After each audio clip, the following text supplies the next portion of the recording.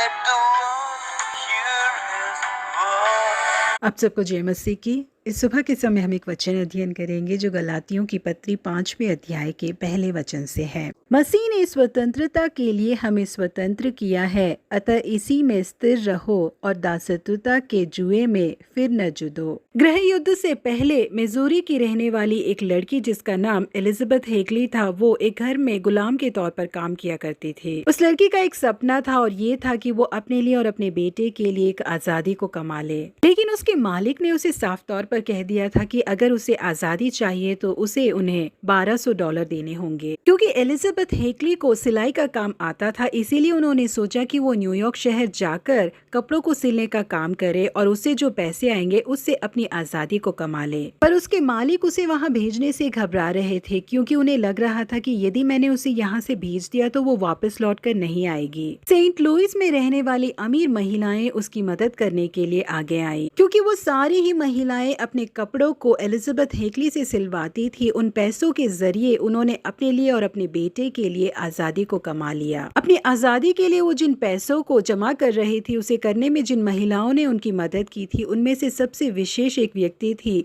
Mary Lincoln, जो कि उस समय के राष्ट्रपति अब्राहम लिंकन की पत्नी थी। क्योंकि मैरी लिंकन के कपड़ों को भी एलिजाबेथ हेगली ही सिला करती थी। ऐसे विशेष लोगों की मदद के बिना एलिजाबेथ अपनी आजादी को खुद नहीं कमा सकती थी। बिल्कुल इसी तरीके से हमारे देश को भी आजादी ऐसे ही नहीं मिल गई थी। कई लोगों ने संघर्ष किया और अपने जान का बलिदान देके, त्याग करके हमारे देश को आजादी दिलाई। यहाँ प्रिय परमेश्वर के लोगों, बिल्कुल इसी तरीके से हम जो कई पापों में, बीमारियों में और शैतान के कई तरीके के बंधनों में जकड़े हुए हैं, हम अपने आप उससे आजाद नहीं हो सकते। हमें इसमें से आजाद कराने के लिए किसी को आगे आना होगा। वो केवल यीशु मसीह ही है जो हमें हमारे पाप की गुलामी से पूरी तरीके से आजाद करा सकते हैं। इसलिए हमें आजादी दिलाने के लिए यीशु मसीह आगे आए। हम जो पापों और शापों में बंधे हुए थे, हमें आजाद कराने के लिए यीशु मसीह ने अपने आप को बलिदान दे दिया। जो उन पे विश्वास करके उन्हें स्वीकार करता है, उसे निश्चय ही आजादी मिलती है। शैतान हमें अपना गुलाम नहीं बना सकता, क्योंकि यीशु मसीह हमें आजाद करने के लिए तैयार है।